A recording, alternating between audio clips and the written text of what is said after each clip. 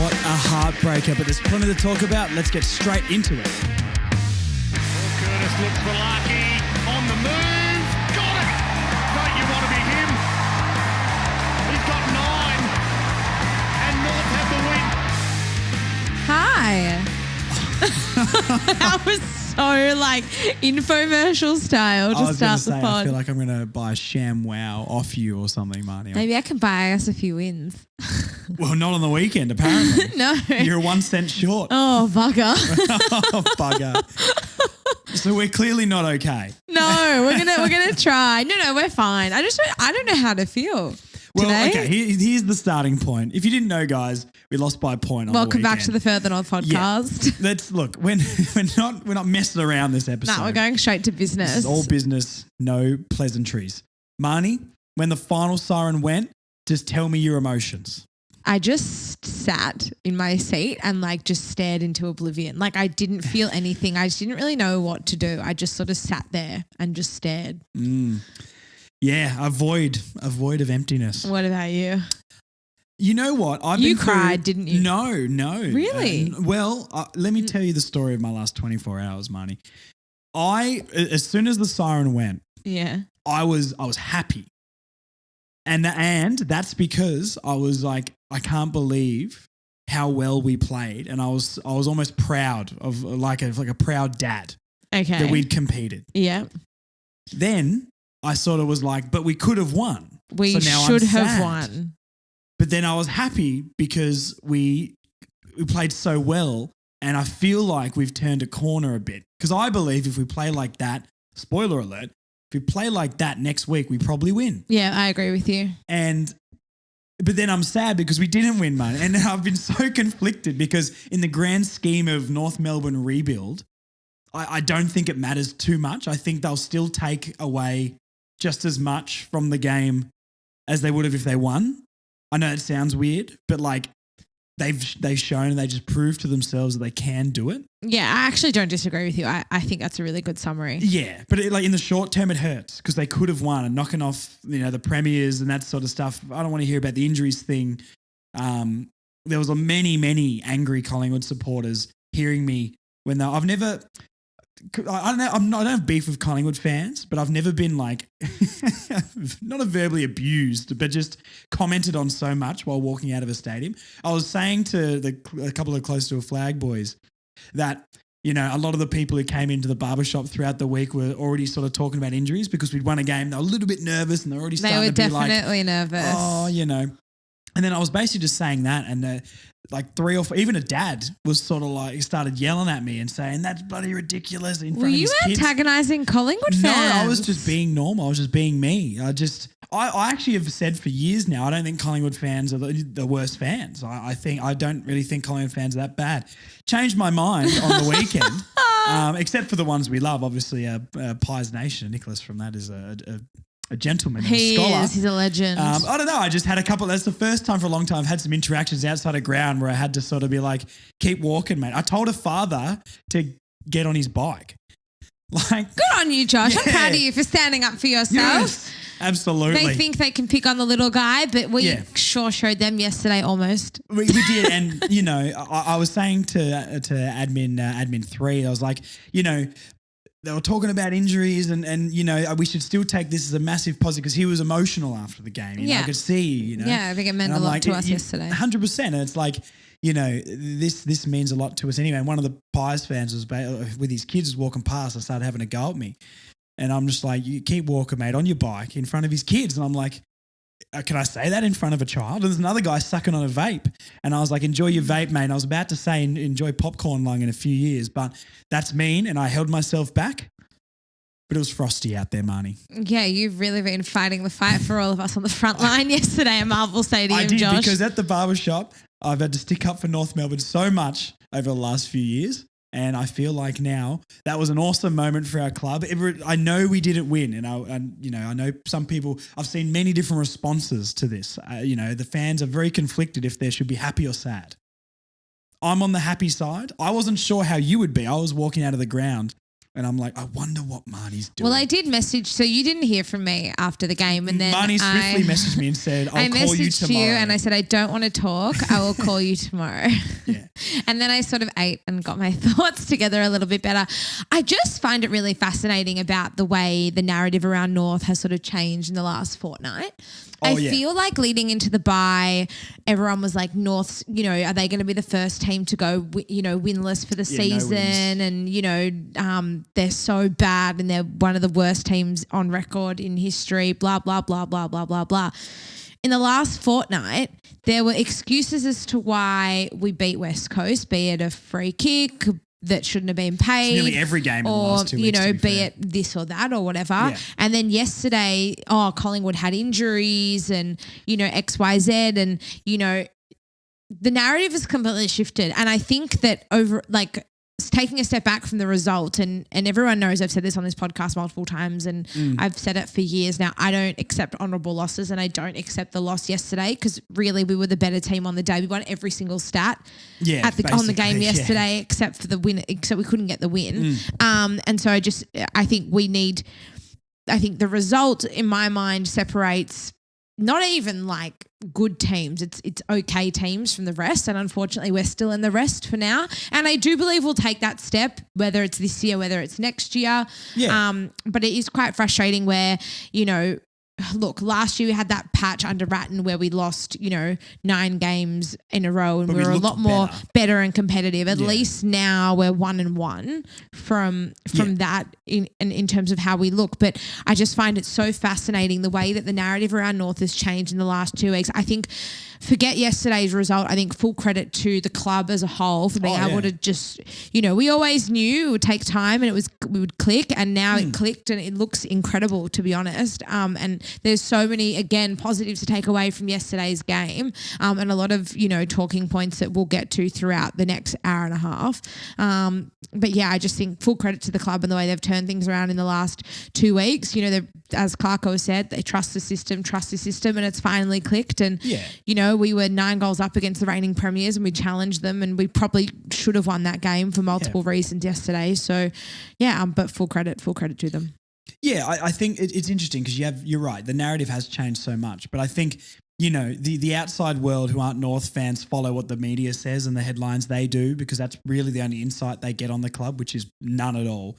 I think all of us North fans have known that, Clarkson's come in and changed the culture of the place, and you've got to rebuild the inside before you and the culture of the club before you start getting the wins. But all everyone sees who isn't a North fan is Clarko saying a couple of swear words and then people going, "Oh, he should go," which is we all know is one of the dumbest, most ill-informed opinions ever. Of course, right? But that's normal. I don't know what's going on inside the Pies and the Blues and whatnot. But it really, really does. And my biggest takeaway from yesterday, and that we sort of slightly differ on the honourable loss thing. Yes, even though our heart is in the same place. I think at the stage we're at, that's a massive win for us because no one would have thought we'd even be that yesterday. No. And as much as the loss is not good, and of course I want to win games, once again, like in a couple of years' time, we're not going to care about that game and we're just going to get so much more out of it. I feel like the club's definitely turned a bit of a corner, backing up a performance against like West Coast like that against the reigning premiers, injuries aside, so good. 100%. But like you said, we won every stat. We came out and played exactly how we did against West Coast. We knew the Pies were going to come, okay?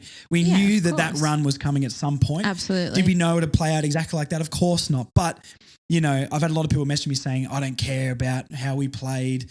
You've got to win those. And I don't really agree fully, to be honest. I think we are at the bottom of the ladder. We are the worst team in the league right now. And what we did against that team, if we stayed neck and neck with them the whole game and lost by a point, it'd be a different attitude, but I don't really feel that way. Yeah. I look at the final result and less about how it went. I knew Collingwood would come like that. At halftime, we're all really excited, but all of us were saying that it's not, nothing's ever safe. But that's just where we are. We've gone from a team that gets done by 30 to 50 every week to a team that's now competing and in games. We're more than competing. We absolutely dominated in that first half in particular yesterday. And, and next year, later this year, who knows when it'll be, we'll flip that again and we're going to be even better. So this is a step. it sucks that we lost, I know, but I'm so happy that they played like that because they just showed, when they're not all 19 years old, imagine playing like that first half all the time. Insane. Do you know what I mean? Let's go to the game then. Okay, let's talk about it. First half, first quarter. Yeah. What were we watching? Oh my God. Because that is honestly that first half, and particularly the first quarter, but the first half is the most fun I've had at the football for a long time. years. And that is, we've had a handful of wins over the last few years. We obviously beat West Coast last week, but even just thinking about games I've been to, the Fremantle, the first half of the Freo game was great. Yeah. Beating West Coast last year was great. Beating, Richmond, the Cam Zerha King of Marvel game, in 2022, great. But this was legitimately one of the best halves of football I've seen for. We couldn't do anything wrong. Yeah, no, we could not. The clearance dominance, and every time we went in that 50, we took a mark. The biggest thing I've noticed, and this is for the first half as well, the kick mark game, which we've talked about before, it's starting to work. And I just feel like we look so much more solid. I've got a bunch of stats, which I can throw out a couple now. 101 to 56 marks. Incredible. And us using that to sort of have control off the back line and then link up maybe from like the center onwards means we're not turning it over so quickly anymore.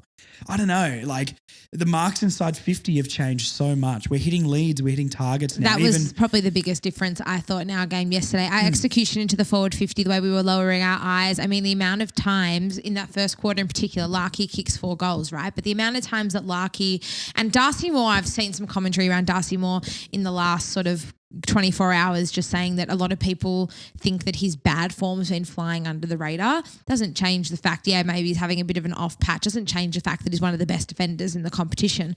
But the amount of times where Nick Larkey got space on Darcy Moore and actually was able to run ahead of him and kind of break that distance and then take a mark lace out or take a mark on the chest as opposed to being lobbed on his head was quite remarkable. And that's something we've seen very, very rarely across the board for North this season. Yeah, I don't really remember many intercept marks from Darcy Moore. He was just really trying to blanket Nick Larkey, and they did a really good job.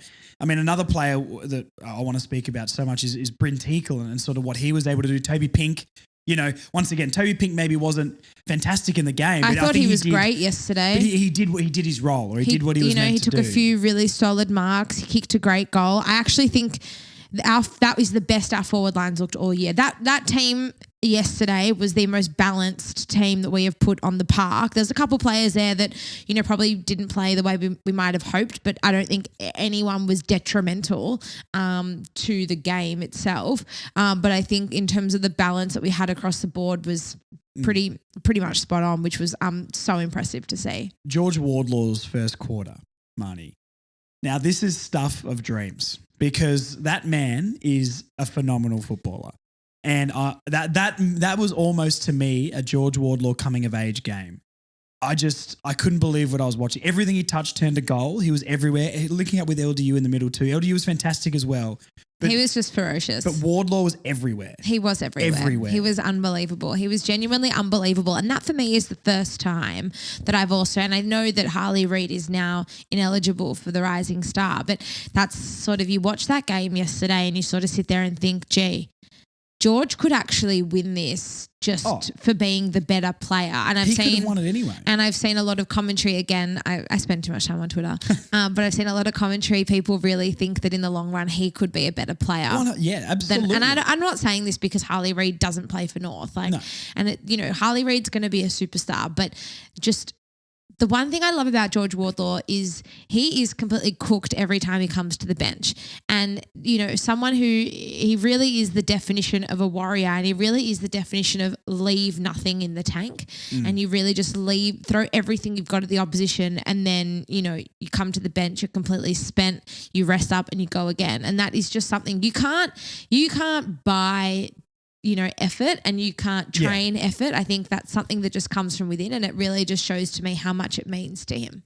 Yeah, absolutely. I think, I agree with you. Anyone who's questioning Harley Reid, not in a negative way, but like, could someone else have won this award? I've said this all season, and I really, really mean it. And I think if people watch games, they'll probably agree with this too. Harley Reid has had 3 or 4 stunning games. Yeah. Like genuinely, like this guy can't be a first-year player. Other than that, been fairly consistent and what you'd think of a first-year player. But his highlights are out of control. Yeah. Consistency through a game, there's better players than him. And he will do that eventually and he'll win Brownlows. I'm not, worried about that. But, Wardlaw, McKercher, I think McKercher was going before the injury, obviously, was cruising along to nearly 30 touches a week, really good disposal efficiency, much more consistent footage, didn't have the highlights. Harley Reid is the media darling, and we know that, almost like a Nick Dacos, which we'll get to. Yeah. But, I don't think the narrative for Harley Reid or the case for him winning the Rising Star was black and white, or like it wasn't like a closed case already. You know what I mean? There's other players who can definitely do it. Yeah. So it was 49-14 at the end of the first quarter, Marty, and I couldn't believe what was going on. We go into the second quarter, and it was maybe obviously not quite as dominant, but we extended the lead even more. Yeah. And at halftime, it was 86-38. Well, Collingwood did come out of the blocks early in the second quarter, and they did sort of manage to narrow the gap a little bit, and then we just put pedal to the metal. And, for us to be able to, and I know we obviously walked away and we haven't won the game, so, maybe this comment isn't really valid, but I just love the way we just rose and responded.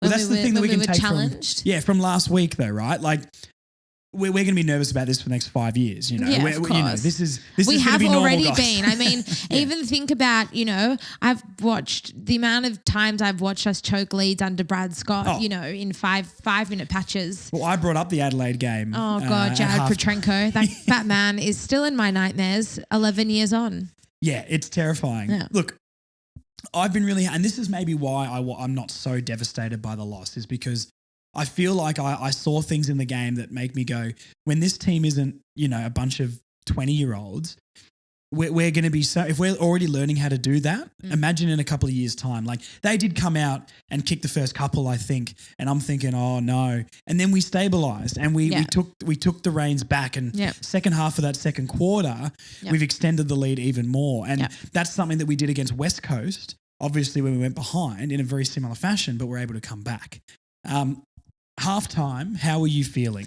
I actually just was like, no one wake me up from this dream. I don't know how long this is going to last, but I'm just going to relish in every second of it. Yes, absolutely. And we had a lovely gathering outside Bay 29. There was so many people there. It was absolutely wild. And I just came and jumped on everyone. Yeah, absolutely. I think I hugged admin 1 like maybe 5 times. Yeah, absolutely. I mean, it was terrifying. My money came down on a different level. It was out of control.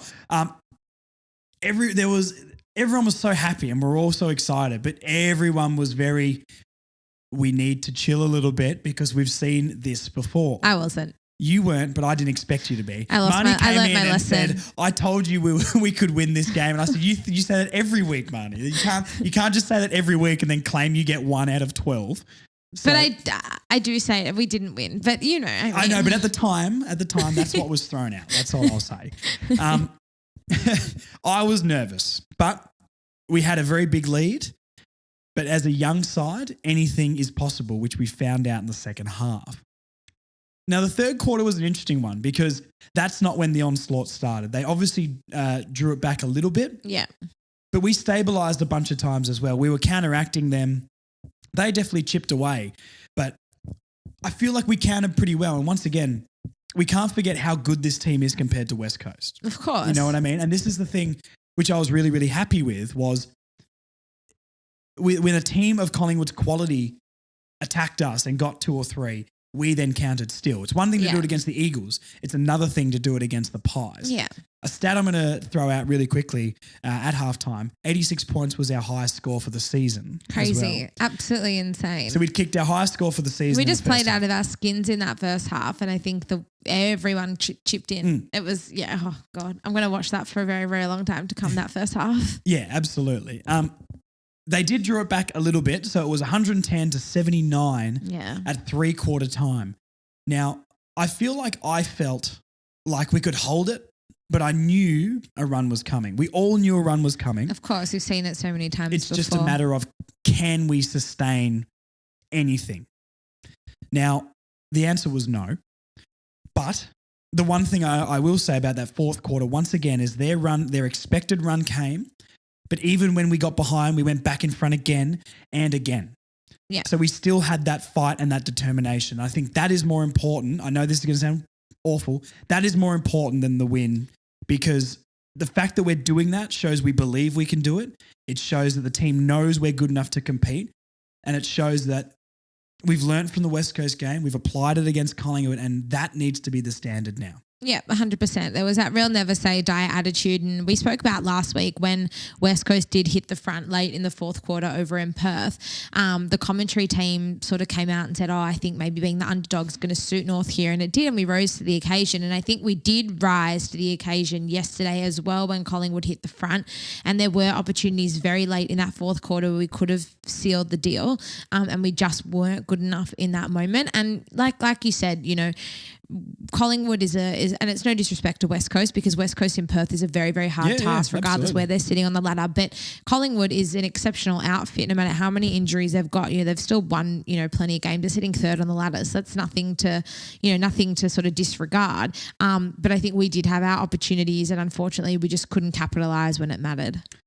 Now, one of the best things I'm going to take out of this game, Marnie, did Toby Pink kick his goal in the third or the fourth quarter? I think it was the third quarter. I think it was the third. Yeah. There was only one goal in the last. Now, Toby Pink started that ball well outside the point post. And we're sitting in Bay 29 and it was coming straight at us, and we were like, oh no. And then the thing started to curve. Oh God. Now, I just want to say we've created a Toby Pink chant. Okay. And this came organically in the Bay. Are you going to give us a sample?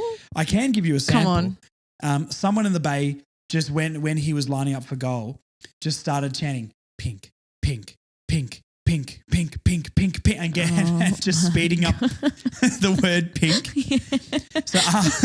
So me and admin 3 were like, admin 2, sorry, were like, that is a great chant. That's come organically in the Bay. So after he kicked the goal, we both stood up, faced the Bay, and just started pink. Pink, pink, that is iconic. Pink, and the whole Bay went wild, and we all cheered at the end of it. Guys, there's a Toby Pink chant, and I can't believe this day has come. These are the things you'll only find in Bay 29. Make sure you don't miss out on the next one. That's unreal. An organic Toby Pink chant. Okay, I'll give you my moment from the game yesterday, which, no surprises, I have watched over 100 times. Oh. Go on. Aiden Core.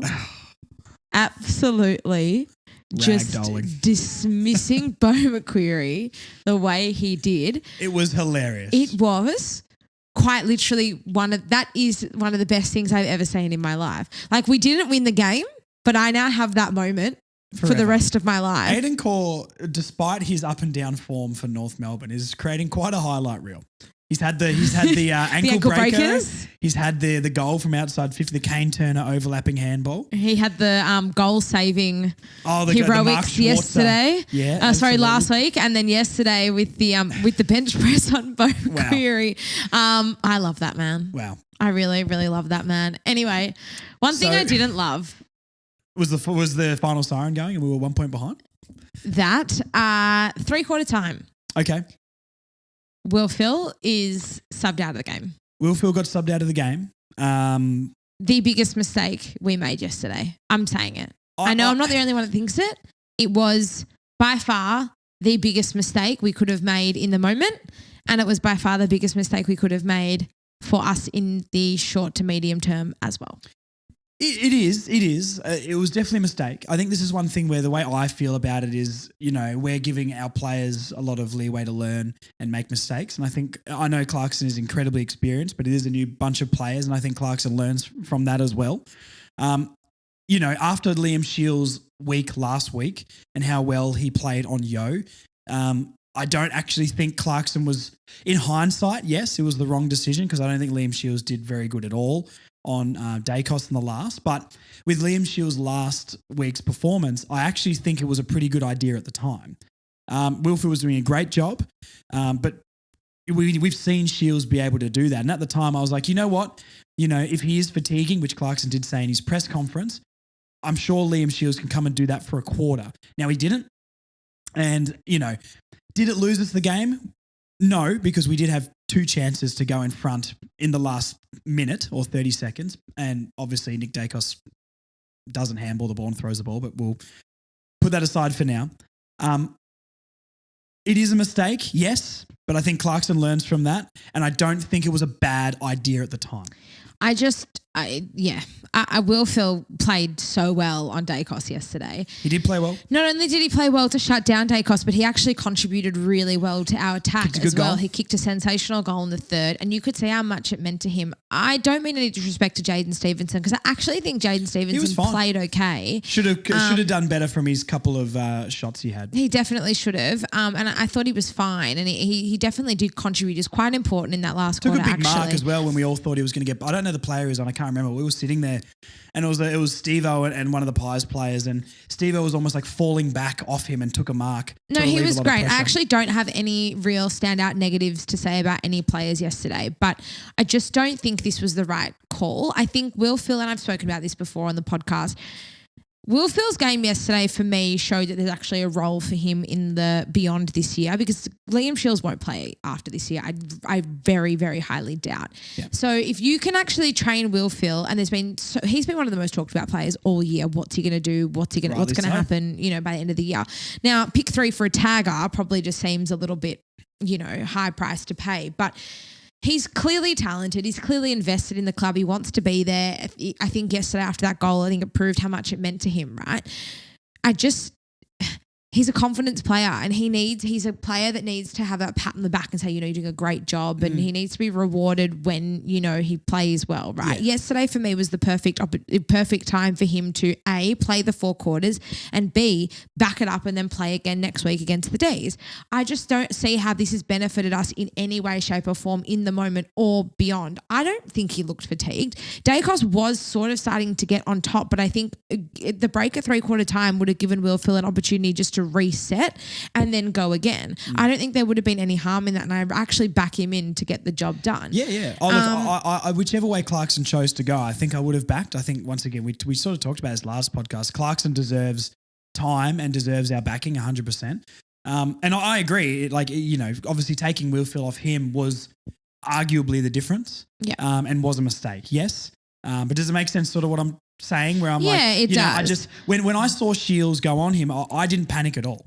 I wouldn't. I didn't either. I think Shields has been an incredible tagger. Didn't turn out to go us that way, but I can see the logic behind it. I heard some people. I think it was first crack maybe after the game talking about like maybe subbing out a Toby Pink and stuff like that, because as well as much as Toby Pink did his role.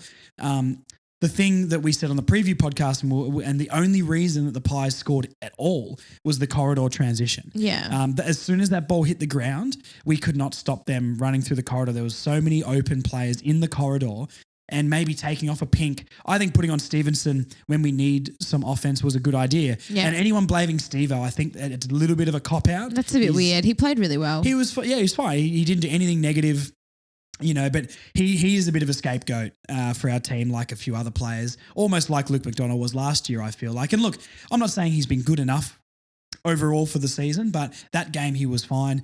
I don't have a problem with him coming on, but I probably would have subbed out one of the big guys, and I think it would have been Pink. I think Teakle had been very, very good and definitely didn't deserve to be subbed out. And Pink, not saying he should have been subbed out because he was bad, but, especially when we knew that their run was going to be the thing to make them come back. Yeah. I think maybe that would have been the better way to go. But it wasn't. I wasn't upset with the call with Clarkson at the time. Turned out to be wrong. And once again, I think he'll learn from that too. And next time, trust Will Phil to run that game out. I'm assuming Will Phil's done enough to be in the team next week. You never know with Will Phil. Yeah, I hope so. I really would hope so. I hope he gets a chance for the rest of the year. I've sort of written him off, honestly, in the last month, but I'd never seen him play the tagging role. I don't think he's going to make it at the club unless he does take over that Liam Shields sort of thing this year and become a tagger. And he did a really, really good job. So I'd like to see him on a Viney or a Clayton Oliver or something next week. The other thing I do want to touch on just in that last sort of 90 seconds of the game, I was sort of having a think about it overnight. Think back to last week. You think back to the last quarter when the game is really on the line and is there to be won, and it's Jai Simpkin and Paul Curtis who stand up in front of goal, right? And this is, I think, a very big difference between a side that's good and a side that's, that next level, right? Yeah. No disrespect to either of these players as well, because I actually think both of them played very well yesterday as well. Darcy Tucker had the ball sort of in the pocket in the forward pocket late in the fourth quarter, and he sort of kicked it across the face of goal. That has to at least score. It was on his own, on his left foot. I know it wasn't the right angle, but I think that's got to go through. Yeah, for something. And then Zach Fisher also missed the chance almost with about 10 seconds left in the game, and he couldn't convert. Unfortunately, and again, it's no disrespect to these guys, but that's the difference between, Yeah, well, they're not the players you want in that position at that moment. No, but I think that aside maybe like a Collingwood or a Carlton or the Carlton against, or whatever, or Sydney, you've got players, those mid-tier players actually can rise to the occasion when the situation demands of them, and we probably needed to work harder to get the ball in the hands of a Sheasel or the hands of a Larkey or the hands of a Curtis in those dying moments of the game, which we just couldn't do. It's a lot of luck though, isn't it? Like it depends who it falls to, and obviously it wasn't a centre bounce, so the 6-6-6 thing wasn't in play. Of course, they flooded the back line, and look, it's an unfortunate situation to find ourselves in, and I'm not having a go at all, but that is a big difference I noticed last week. And unfortunately our middle tier players are solid, and they're solid contributors, but they just maybe don't have that next level in them. Yeah. And it's no knock on either of them, because I actually thought both Tuck and Fish played very well yesterday. Like I said, I don't actually really have a negative on any player, like a real standout negative player, because I actually thought all of them contributed really, really well yesterday, and they all really provided something. And it was very much a team effort, but I think that's a really big difference for me from last week to this week, and from a good side to the rest. Yeah, I think Fisher maybe is a little bit questionable from the game. I don't think it was one of his better games. I think in the last quarter he showed maybe a lot of his flaws. I think when the pressure was on. Mm-hmm. But I mean that's also being in a young side, maybe doesn't have the options. We'll talk about this in a second because we've got some voice messages. But I think Tucker was all right. Tucker seems to have found a little bit of continuity. I just love the way Tucker presents at the ball, and he's always going in head first. I think the concussion stuff and the rule changes that we've kind of seen over umpired games over the last few weeks, I think a lot of players are really hesitant to just go dive straight into a contest because they just don't know, will they get pinged, are they going to get suspended? But Tucker is so fearless, and that is a quality that I find is becoming less and less over the last few weeks. And I think that's something that he should definitely be applauded for. I don't disagree. I think the disposal on him and getting lost in games is my knock on him, and always has been. And he hasn't had those problems the last few weeks. So if he keeps doing it, he's got a spot on the side. I don't know if he gets better. And this is the thing, in 2-3 years' time, is he still in the team? Probably not. But these are these players that can give us some leadership at the time. I guess the only other things to talk about, we've talked about the Fisher attempted goal. I think it hit the post or grazed the post or something like that. Like I thought he kicked it. I was up. I did too. I was up.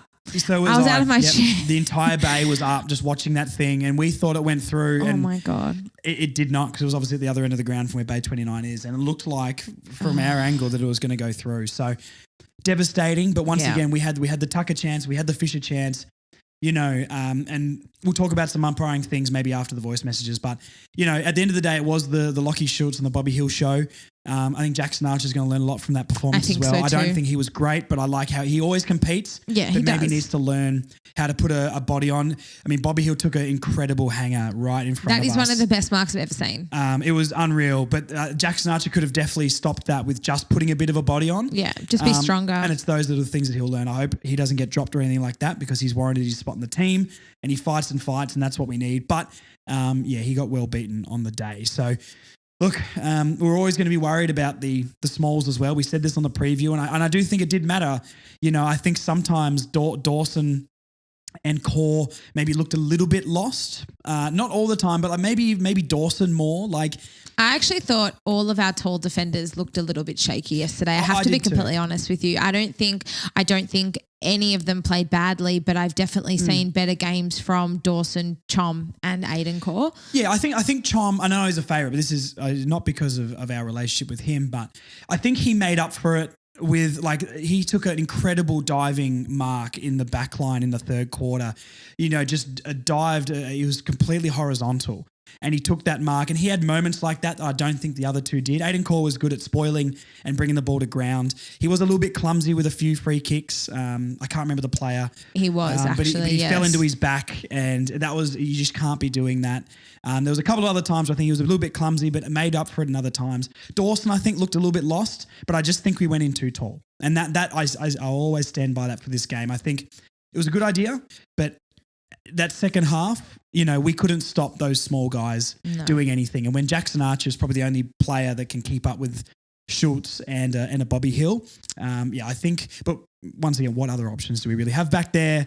I don't know, but still, I think it was just a little bit too tall in the back line, and it definitely wasn't looking as strong as the last, even against the Bombers or the Saints and stuff like that. They were just running us ragged, and I don't think we could keep up with them. Thank you so much to everyone who sent in your voice memos. As you know, we play them every single week on the show. Yes. 10 to 15 seconds of your very best. Send them through to furthernorthpod@gmail.com. We will be back after these to dissect more of the game. Very exciting. These are crackers too. These are good voice messages. I can't wait. Hey Josh, hey Marnie. The boys were excellent today. They fell short in the last quarter, but wow, did they give us a performance to be proud of. The future is bright for the club, and I'm proud of the boys. Even though they didn't win, we should have won. The umpires dogged us in the last quarter. Up the Roos. Toby Pink with one of the biggest benders I've ever seen. Collingwood get away with fucking everything. It's a fucking disgrace. The AFL Suns. You know what? I'm proud of the lads, though. 3 very, very good quarters. Maybe like 2.5, 3. I don't know. But yeah, look, it's looking good. G'day Josh and Marnes, long time listener. Keep up the quality work. Wish I could say the same for the umpires. Had an absolute mare on the weekend. They really need to bring back that promo where they were sponsored by Specsavers because they were running blind on Sunday. Had an absolute howler in the second half. Anyway, the signs are there. Great first half from the lads. George Wardlaw for Prime Minister. That one stinks, but I'm honestly so proud of the boys. We really took it up to the premiers, and how bloody good is George Wardlaw. Fucking love that man. I don't like it when people blame the umpires. Half-time, North lead by, I think it was 48. Free kicks 9-all. Collingwood win by a point. Free kicks 14-24, so it was 5-15 in the second half. Come on, this isn't fair. What a day. I've lost my voice. Marnie, I'm sorry for mentioning Adelaide Crows' 2013 40-point comeback at halftime. I may have jinxed it. I am still very, very proud of how I played. We did not give up, I don't think, at all in that game. Obviously, the umpiring leaves a lot to be desired, but I guess you win some, you lose some with those kind of decisions. But damn, what a player George Wardlaw is. He's just a freak. We were robbed. Right in front of me, robbed. No, 24 free kicks to 14. That should have been a 50 to Scott at the end there. Dacos fucking fresh airs it and gets nothing straight in front of goal. But in the end, we were up by 54 points and we couldn't hold that lead. So, more improvement to come. Highlight for me was the core sending McCreary into space. Hey Josh, hey Marnie, Jen here. I'm fucking dying inside right now. What heartbreak. But that's the best footy I've seen us play in years. Anyways, on to next week. Go Roos. Hey Josh, hey Marnie. I'm extremely proud but extremely gutted at the same time. When we believe we can win, we're going to be awesome. To have the defending champions up by 54 points and out playing was amazing, but we still need belief. Go Roos. Hey Josh, hey Marnie. Keep up the good work for the podcast. How good's that? We can play 4 quarters of footy. Will Phillips can tag. Don't know why he was subbed off. How good's Georgie Wardlaw though? Just a beacon in the middle. Just amazing. Excited for the next week, excited for next year. I think we're going places. Flag Roos. Cracking voice messages. The very Marnie. best, as always. Thank you guys again for sending those across. Yeah, I like that we're getting regular contributors as well. I love it. It's nice to hear the familiar voices, and there was some passion in there. I was worried this week. I'm like, are people going to come saying, oh, can't believe we didn't win. Everything's bad. Ooh. Or I'm so proud of the boys. And I think we got a good response. Mix. Yeah, a good mix. Thank you, Fabulous. everybody, for Thank doing you that. guys so much. Now, we're going to go to some, we're going to talk about some moments and some players. Can I talk about Eddie Ford, please? You can talk about Eddie Ford. Last week we came on the podcast and said Eddie Ford should never be the sub again. Yes. That is, and he did not impact the scoreboard yesterday, but that was the best game I've ever seen Eddie Ford play. Whoa, really? The best game? Yeah, 100%. I wasn't expecting that. He played higher up the ground yesterday. He had a bit of a role change. He was more of that high half forward, almost pushing into the midfield. I just thought he was sensational. I thought he really impacted the play. I think he really helped transition the ball through the middle of the ground. I think he presented really nicely as sort of that option, right up the top of the 50, and then he was able to bring the ball into the forward 50 and deliver it really, really well. I know that he's a forward and he's there to kick goals, but we had such an even spread across the forward line that kind of pulling him a little bit higher up the ground. He's a really good user of the footy, Eddie Ford. So for him to kind of come further up the ground, he was everywhere. You actually could not miss him yesterday. And I just thought his game was so impressive. And I would love to see. He probably gave Paul, can't even say Curtis Taylor. He actually gave Paul Curtis a lot more room to move as well. Yeah. I think giving, and obviously Cam Zerha was excellent yesterday as well, but giving Curtis that freedom to kind of roam a little bit more and kind of make the 50 his own, and pushing forward, pushing higher up the ground. I thought the forward line just worked so well. Yeah, no, absolutely. I think it did. I really like the forward mix in that one. And I think, we got a little bit of a classic Zerha game as well. I thought Zerha was probably his best game for the season. I agree. He was everywhere. Larky 4 in the first and then pretty quiet after, but I still think he was presenting. Would have liked him to maybe keep that up a little bit more in the game, but hey, 4 goals at the end of the game. That's a decent scoreline. The thing I liked, and we'll transition into my player, Bryn Teakle, in this, I think I liked seeing that no one was getting in each other's way very much. And I think that drew the Collingwood defence out. Obviously, we saw Jeremy Howe go from the back line into the forward line in the second half. But one thing I was saying to the guys in the Bay was I'm really happy that I'm not seeing Larky, Teakle and Pink all compete for the same contests. Because I think that's been a real weakness of us this season. And then the ball just spills to the ground and the Pies would just run that out of defence anyway. So, Bryn Teakle was so good. And not look at the box score, that was an amazing game. No. But that is exactly what we have needed all season. 100%. Callum Coleman-Jones must have been sitting there watching that game going, shit. Yeah, he was fabulous. I really, really liked the addition of Bryn Teakle. He's a really smart footballer as well. He's huge. Yeah, he was standing next to Sherry, and I was like, he's big. He's bigger. He's bigger than him. He was standing in a pack with. He made Jeremy Howe look tiny, genuinely tiny. Nice. It was out of control. He took 2 contested marks for the game in his first game at AFL level for so long.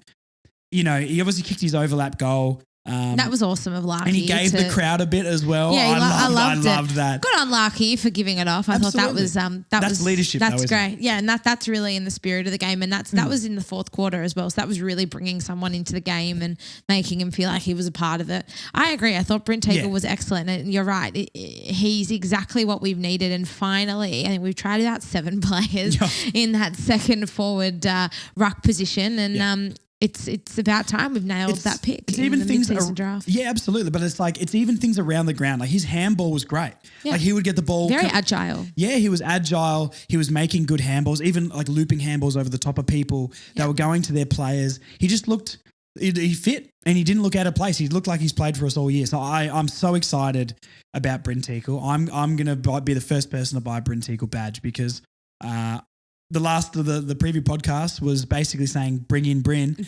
And Bring in. I was right, guys. I'm a superstar. I'm a coach. Let's stay on the ruckman for a second. I want to talk about Tristan Xerri. I invented a helmet celebration.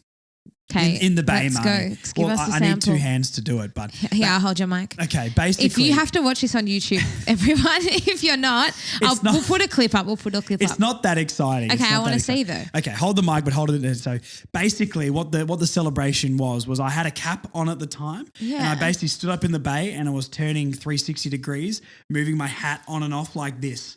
And I leant over to the admins and I said, "The helmet stays on tonight." It was unbelievable. Now, Wow, it's funnier in the bay, guys. It's funnier in the bay. Tell you what, Marnie, Bay 29 was wild during Pops that off. game. It was Pops off, guys. It was so fun. The goal from the boundary, seeing Tristan Xerri be folded like a deck chair over the side railing. He made the most of that. Can I just say? He made the most of that.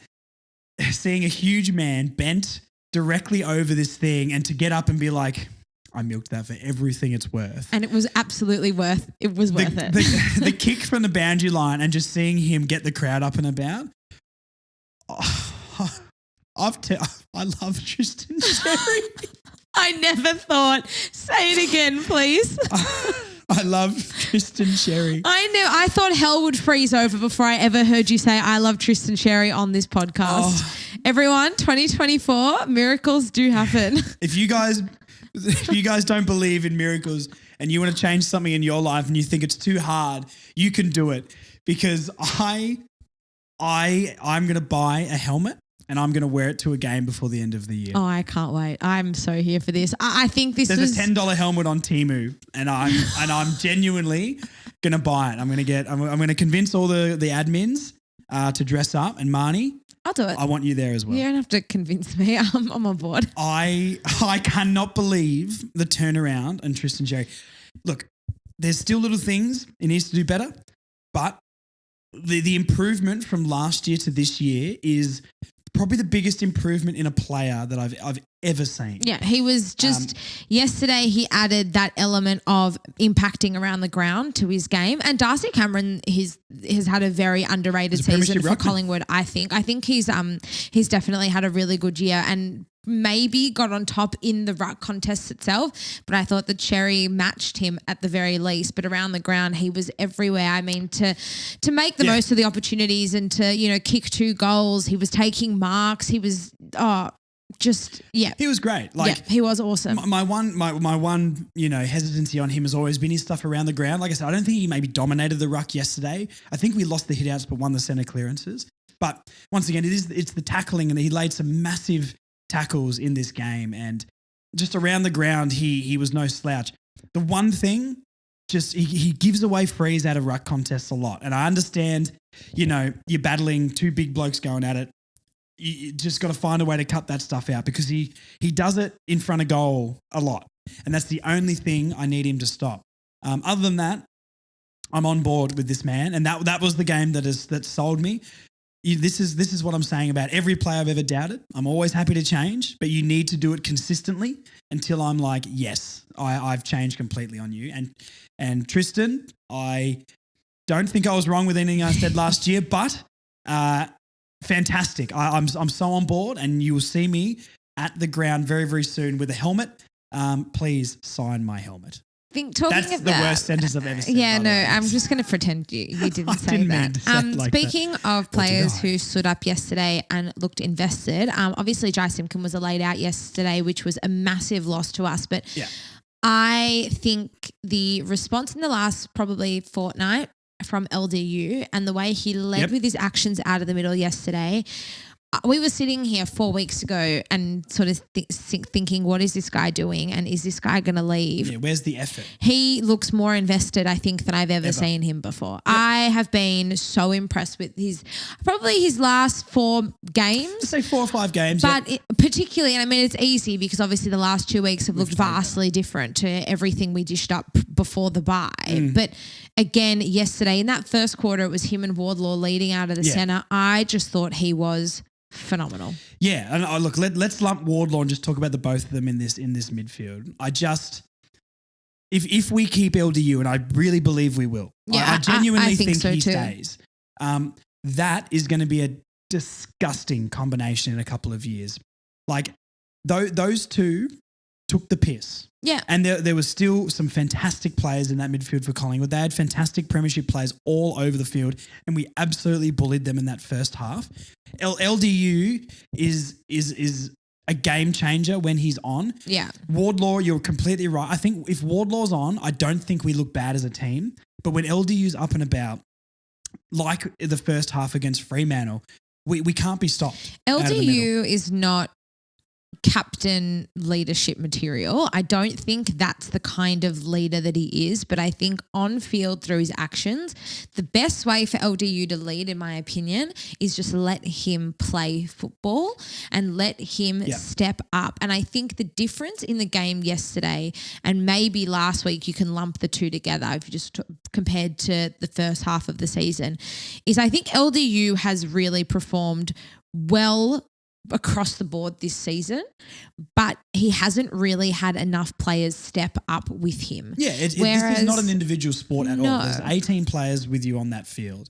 And it just shows like when everyone does a little bit more, like you said about Eddie Ford is, even though he's not impacting the scoreboard, he's going to do something. When everyone plays their role. Yes.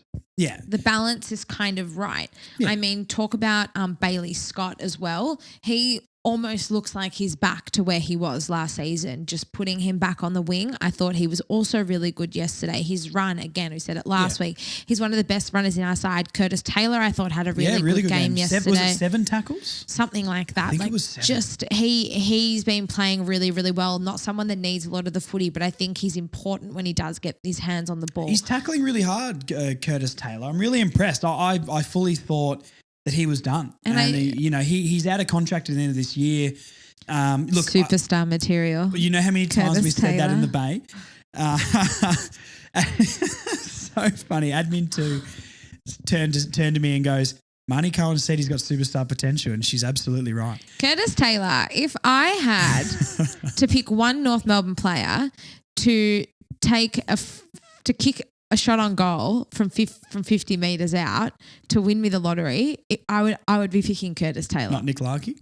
Curtis Taylor is our best kick on goal. I'm happy to go on record and say that. Sure, Marnie. You know who I do like kicking for goal? Harry Sheezel. Not Harry Sheezel's biggest game, as in stats. Important. But the difference is, and we've seen this in the last few games, the score involvement. He got 2 goals. Just being forward of centre, he can create so much. It's out of control. I think 17 touches from memory. He looks so dangerous every time he's around that ball in the forward half. And yes, he's not getting 30, 35 touches, but he's found his spot, and he lock him in every week in that 100%. Midfield. And I think long term the plan is for him to stay in the midfield. So why not just leave him in there now? While he might not be getting the amount of touches, I mean, he's so damaging, and he's so cool, calm, collected under pressure with ball in hand. I think it would be a mistake to sort of move him away from that role now. I think there's obviously a spot with in there Tucker for stepping him. up as well, and McKercher to come back. He doesn't need to be off that half back line. No, and I think Fisher's improved form as well. I agree with you. And while obviously Jackson Archer was beaten yesterday, but I think that he's had a really, really good few matches as well since he's come back. So I definitely think that, again, it just comes back to looking at us overall as a side, and the balance of the side has worked really, really well. Yeah. We touched on it a little bit before, but even though I don't think our back line really clicked as much, I just wanted to, once again, a shout out to Chom, because he leaves everything out on that field, and that diving mark he took was sensational in a moment where, I'm as far as I remember, I'm pretty sure they were out, and that would have been a mark to a Collingwood player unless he took that. Sometimes he mistimes his jumps, and there was a couple of times he crashed a pack, and I'm like, that is so dangerous. You need to chill a little bit. But almost like we're talking about with Paul Curtis or Eddie Ford, if they're not scoring, they're tackling. I think if the backline isn't functioning, Chom is definitely the best in that backline of being able to do something to contribute as well, and still pushing up the ground, taking intercept marks. He had so many intercepts. I'm so torn, especially when Griffin Logue comes back. Does Logue go in the forward line instead of Chom? I kind of feel like maybe he has to, because you can't take that man out of the back line. He's too good. It's going to be so interesting. I've heard a rumor that apparently Callan Dawson may be under an injury cloud once again. I only saw that just before we started to record, so I could be wrong, but I think that's what I read, and that would be pretty disappointing. But Griffin Logie is set to come back through play again, the VFL this week, and I think he's only about a week away, which is quite a remarkable turnaround. I think it's maybe a little bit sooner than we expected. Yeah, I doubt he's going to play maybe the last couple of rounds, but I don't really think I'm not expecting much from him. If he stayed in the VFL for the rest of the season just to get his form up and maybe played a game here or there for the rest of the year, I'm happy with that. I'm expecting Griffin Logue to contribute next year because it is very quick. But like we've seen also with Braden George, which is incredibly sad to hear him doing his ACL, devastating, which is devastating. You cannot be too cautious with these sort of things. So it's a good problem to have. It's yeah. And I think a Callan Dawson going out of the side for next week, I'm thinking about the D's forward line. They're once again not a huge forward line. I know there's Van Ruin. Is McDonald playing in their forward line this year, or is he playing in the back line? I can't remember. I think maybe back line. I don't think their forward line's overly tall as well. So maybe once again, like I'm saying with Clarkson with Wilfill, maybe a slight learning experience to not go in quite as tall. And if Callan Dawson goes out and we bring in like a Miller Bergman or something like that, or a Riley Hardiman or something, I'd be pretty happy with that.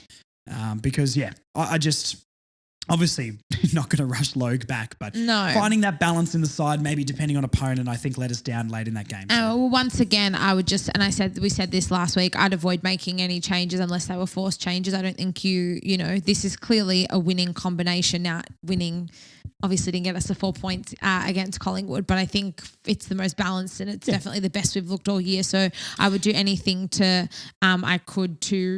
you wouldn't want to mess with that. Yeah, I'd bring Simpkin in. That's one that I would absolutely do. Yes, definitely. Other than that, if a Dawson for Simpkin swap would be fine with me. That'd probably be the only change I'd be thinking of now. I really want Miller Bergman playing in this team. I think he's got a role to go going forward, and a Hardiman. I'd like to see either of those in. But other than that, I think you basically keep the same team, similar to what we did the week before as well. Clearly, it's working. As minimal changes as possible, but get Simpkin back in this team because once again, like in that. The fourth quarter was a Simpkin time to stand up, just like he did against West Coast. Obviously, Wardlaw and LDU dropped off a lot, especially in that fourth. Simpkin's been around the block twice as long as Wardlaw, longer and longer than LDU has. I just think maybe even if you got 2 or 3 clearances in that last quarter for us, that could have also been the difference. And we know how he was tackling. He had his sidestep back last week. So, look, keep Will Phillips in. Don't be swapping them out. Once again, you never know with Will Phillips. But, minimal changes next week. Speaking of winning combinations and formulas, I was sort of thinking about this yesterday and I want to ask your opinion on it. I thought back to the Fremantle game last year over in Perth, and we probably got one of the best moments of the season last year on the bench in that game. Clarkson holding the ball? Yes. Oh. Clarko obviously is not allowed to coach from the bench for the rest of the season now due to this ban because of the swearing and whatever. The Clarko witch hunt continues. Rubbish.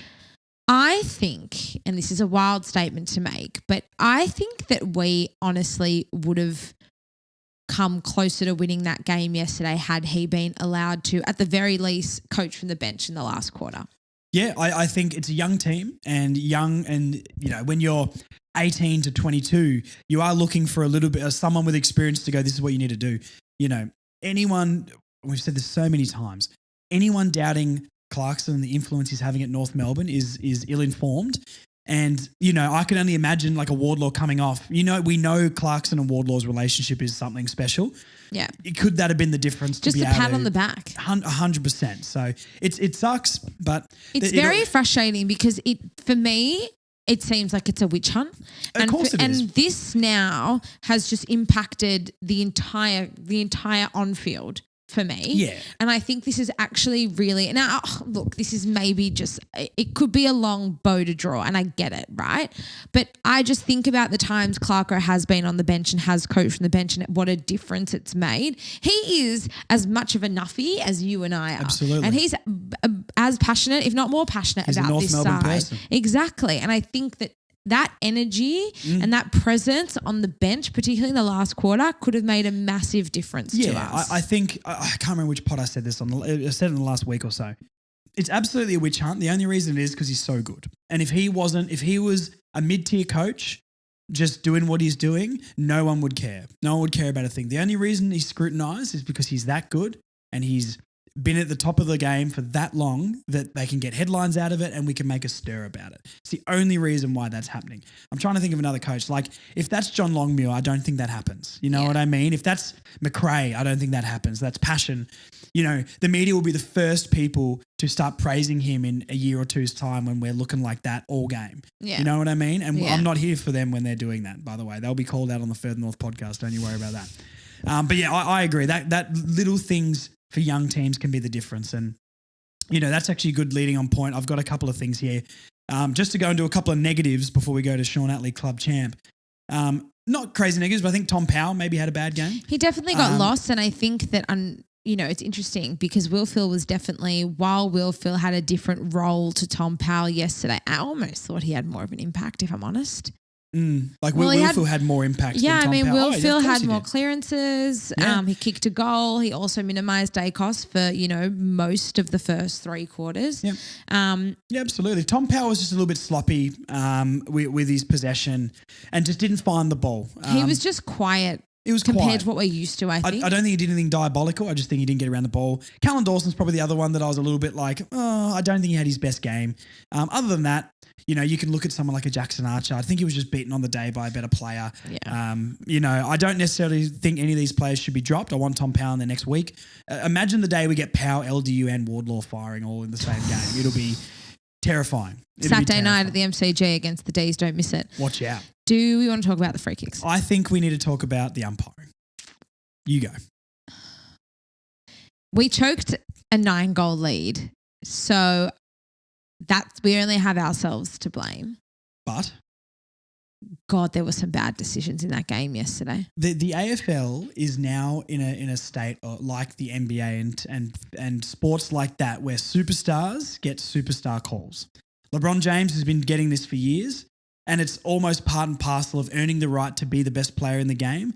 You get slightly more lenient. You know, if the Lakers are playing or the Warriors were playing, there's always going to be a little bit of this crowd's up and about, blah, blah, blah. Nick Dacos is a star. Yeah. But he absolutely gets the superstar calls. It wasn't a handball, and we know it wasn't a handball. It was not a handball. That's right in front of goal in the last few minutes. The Bailey Scott that was the worst running one over the for me. mark is the worst one. We've known for a long time, and Collingwood fans obviously will always fight against this, but they know it's true. The Pies get looked after a lot, and I think the Blues do as well because they're up and about. The Blues and the Pies have a different aura in Melbourne and in the AFL. I'm not saying there's a direct bias. I just think subconsciously, you know, when these big teams are up and about, there's a subconscious thing in maybe an umpire's mind and anyone's mind to let the game flow. But then there becomes moments of lapse. If any other team in the league, bar maybe the Blues or the Pies, did that, it's absolutely 50. If that was the opposite way around and Nick Dacos had that ball and they were 1 point down, that's 50. Well, I just think about Good Friday, right? And I think the Blues got like 6 to 8 50-meter penalties. They were giving 50s away like they were going out of fashion. Yeah. And it's not blaming the club. It's not blaming the Blues. I'm not here. I'm not trying to stir up fans or anything like that. But if you're a Collingwood fan. Well, I love Carlton on this podcast. Yes. If you're a Collingwood fan and really believe you don't get, you know, that rub of the green, I think you're maybe in your head with your bias a little bit. Pendlebury not getting suspended for gutting someone on a field is insane. That's probably the easiest suspension. We've talked about the Maynard one last year. It's probably the easiest suspension I've ever seen in the AFL. But you can see the AFL, you know, pulling out a stopwatch to say he had 0.3 or whatever of a second to react with the Maynard thing is ridiculous. They're trying to find ways to make it so that they're innocent. Pendlebury just punched someone in the guts and floored them. If that's not Scott Pendlebury, they're gone. If Toby Green does that, it's 5 weeks. Yeah. You know what I mean? So look, I don't want to go on and on about it because credit to Collingwood for coming back. And we credit knew they to us would. for having, still having two, aside from the Dacos throw and the 50 that we didn't get, we still had 2 shots on goal to win the game. So I think that's important to say as well. Well, and we, in the state of the obvious, we were 54 points up early in the third quarter and we let it slip. Absolutely. So it's not an excuse. I'm not saying that's why we lost, but the umpires need to be better. And Collingwood fans can't defend that 50-metre penalty call. No. It's the other ones like Tom Powell. Yeah, he lingered a little bit with the ball and threw it back to Dacos. Once again, if that's not Nick Dacos, that's not 50 metres. Well, I mean, it was 10 free kicks aside at halftime, and then the free kick count for the rest of the game was 4-14 in favour of Collingwood, which is absolutely outrageous. And I don't think that we played that much worse in the second half than the first half that it warrants that much of a tilt. And free kicks don't always have to be even. I'm not saying that. No, of course. But there's no way you can look at that and say that free kick count after halftime doesn't have an impact on the end result, because it definitely would have played a part. The crisp goal was also touched. Yes. It was. I've seen footage of it today. It was definitely touched. Nothing really more to say about that. No. So, it's disappointing. And the AFL in general, especially the last 2 weeks, has been very disappointing. So many games decided by umpiring decisions. And it's a hard one though, right? Because, the St Kilda one, 2 players grappling, they call it. If they don't call it and 1 player was grappling, then it's like, it's a hard sport to umpire. And I'm not sure if I want them to be more picky or be less picky. It depends which way of the coin you sort of want to flip. But I don't know the answer to it.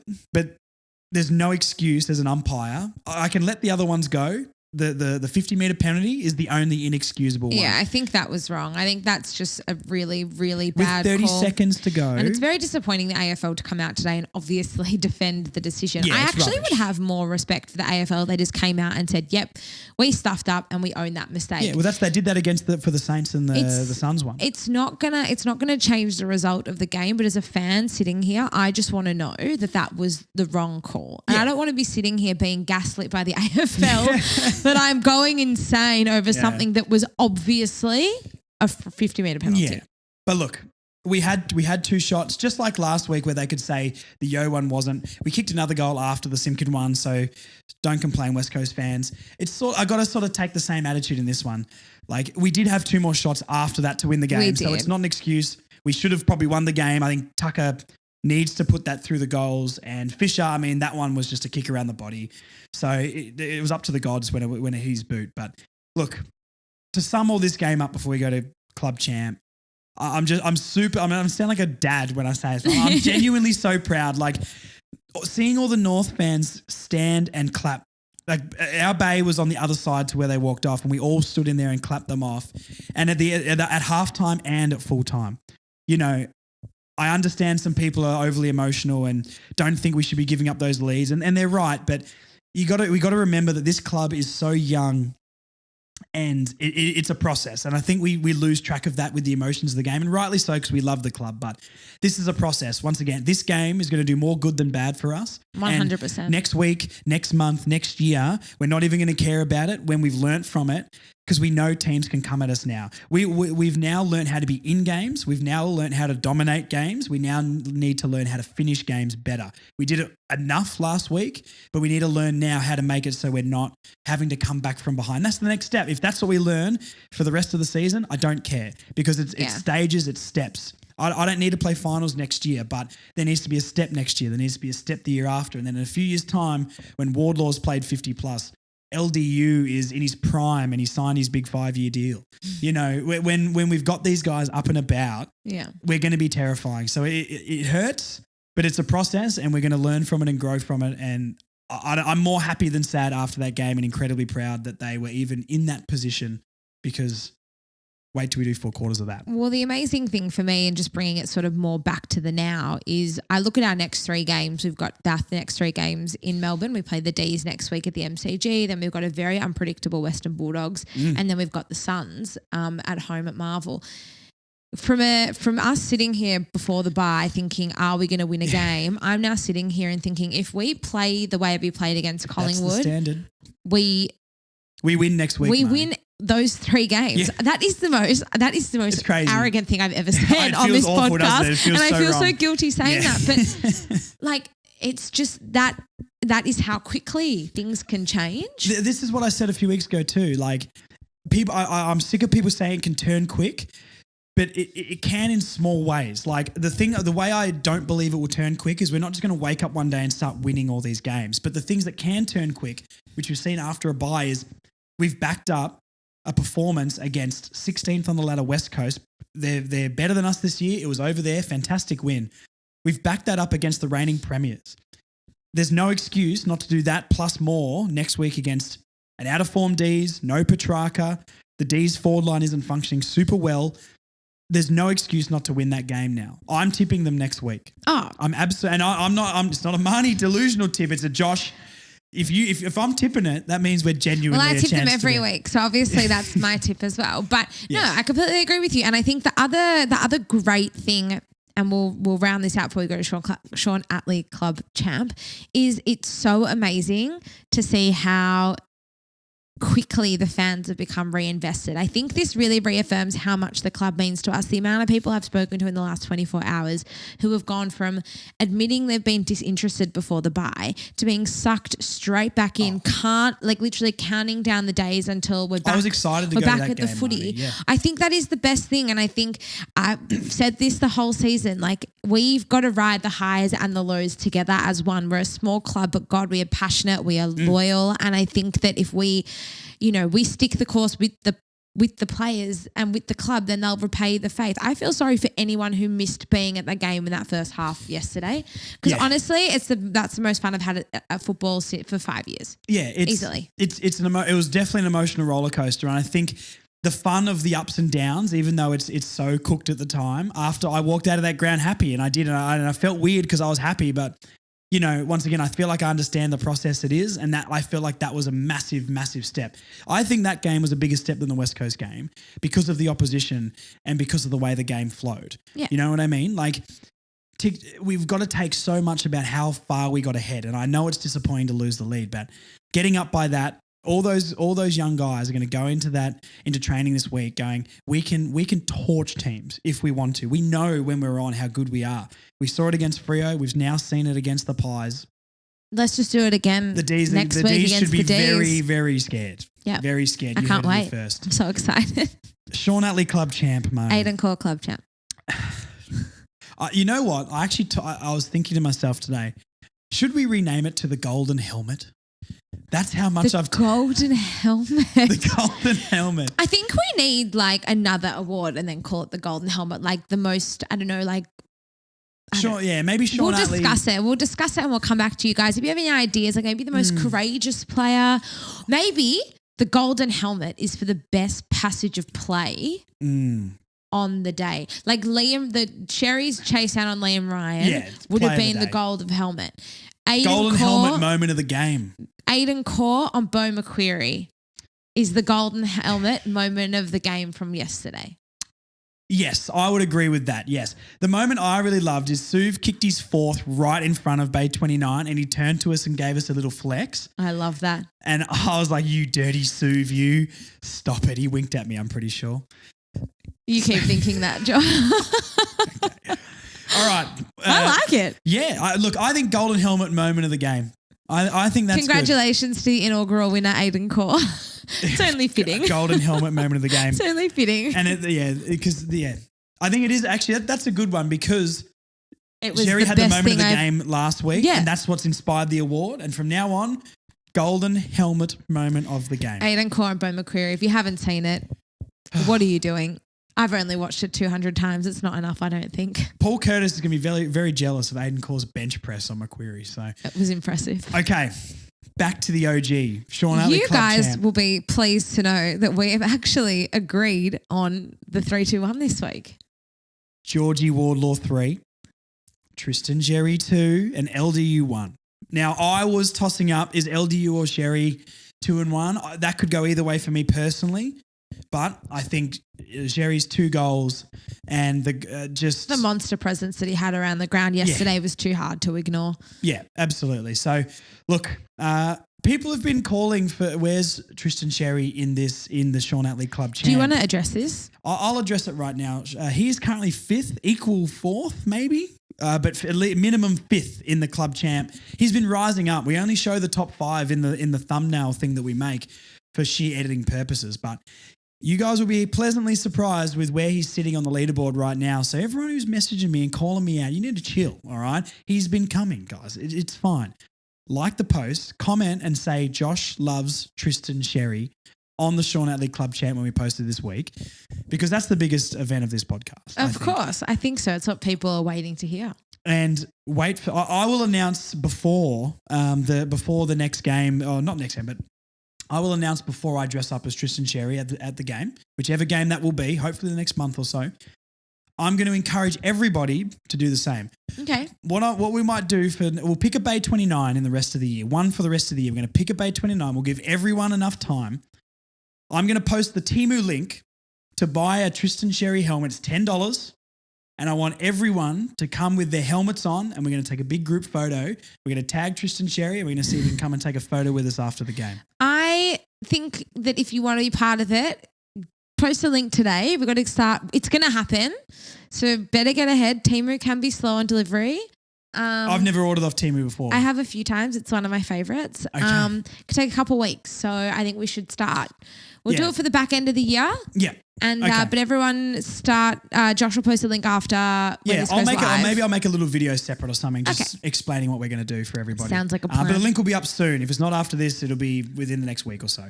And I think that'd be so much fun because we can all do the Sherry celebration with the lid on, lid off thing. Oh my God, this is too much. I looked like an absolute nuffer in the bay. I can't wait. Why did no one film this for me? I'm not sure. Maybe someone's got some cheeky footage. If anyone has footage of Josh from yesterday doing the helmet Sherry thing, please send it to me. Yeah, please. I'm dying to see. I would like that. I think that's it. Yeah, I think that is it. George Warlord's up to number 2 on the Sean Atlee Club Champ as well. Look out. LDU is still leading, but it's getting tight. It's getting tight at the top. She's isn't in the top 3. Wow. Which is showing improvement in the club. I think so. Because everyone else is around him as well. So the Sean Atlee Club Champ is the definition of how good our team is doing. You can tell that we're having an even spread of contributors because of this award. This is the biggest award in football money. I've been saying it for 2 years. If you want to stay on top of all the Sean Atlee Club Champ news or anything else podcast related, we are all over socials. Further North Pod on Facebook, Twitter, TikTok,